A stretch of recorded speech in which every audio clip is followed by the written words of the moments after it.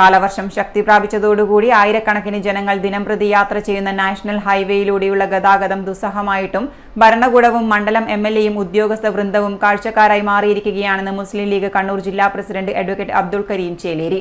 ഇത് ജനങ്ങളോടുള്ള വെല്ലുവിളിയാണെന്നും ആശുപത്രികളിലും ഓഫീസുകളിലും എത്തിച്ചേരേണ്ട ജീവനക്കാർക്കും സാധാരണക്കാർക്കും യഥാസമയം എത്തിച്ചേരാൻ പറ്റാത്ത വിധത്തിൽ പാപ്പിനിശ്ശേരി ജംഗ്ഷൻ മുതൽ പുതിയ തെരു വരെയുള്ള ഗതാഗതം താറുമാറായിരിക്കുകയാണെന്നും അഡ്വക്കേറ്റ് കരീം ചേലേരി കുറ്റപ്പെടുത്തി.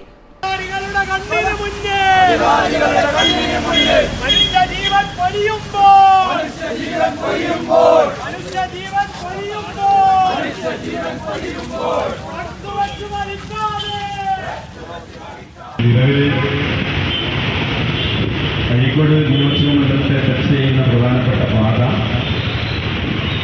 വളവട്ടണം പാലം ഉൾപ്പെടെ പുതിയ തെരു ഉൾപ്പെടെയുള്ള ഈ മേഖലയാണ്. എന്നാൽ ഈ ഹൈവേ പുതിയ ഹൈവേ നിർമ്മാണത്തിന് വേണ്ടി പുതിയ തെരുവിൽ വെച്ച് ഒരു ബൈക്ക് യാത്രികൻ റോഡിലെ ഗർത്തത്തിൽ വീണ് മരിച്ചത് ആഴ്ചകൾക്ക് മുമ്പാണ്. ഇത്തരം ഗുരുതരമായ സാഹചര്യമുണ്ടായിട്ടും മണ്ഡലത്തെ പ്രതിനിധീകരിക്കുന്ന എംഎൽഎ നോക്കുകുത്തിയായി നിൽക്കുന്നു.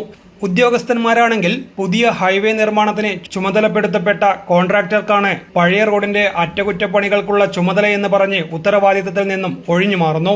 ജനങ്ങളുടെ ജീവനും സ്വത്തിനും സുഗമമായ യാത്രയ്ക്കും സംരക്ഷണവും സൗകര്യവും ഒരുക്കേണ്ടെന്ന ഭരണകൂടം നിഷേധാത്മക നിലപാട് തിരുത്തണമെന്നും അല്ലാത്തപക്ഷം കൂടുതൽ രൂക്ഷമായ പ്രക്ഷോഭങ്ങൾക്ക് മുസ്ലിം ലീഗ് നേതൃത്വം കൊടുക്കുമെന്നും കരീം ചേലേരി പറഞ്ഞു.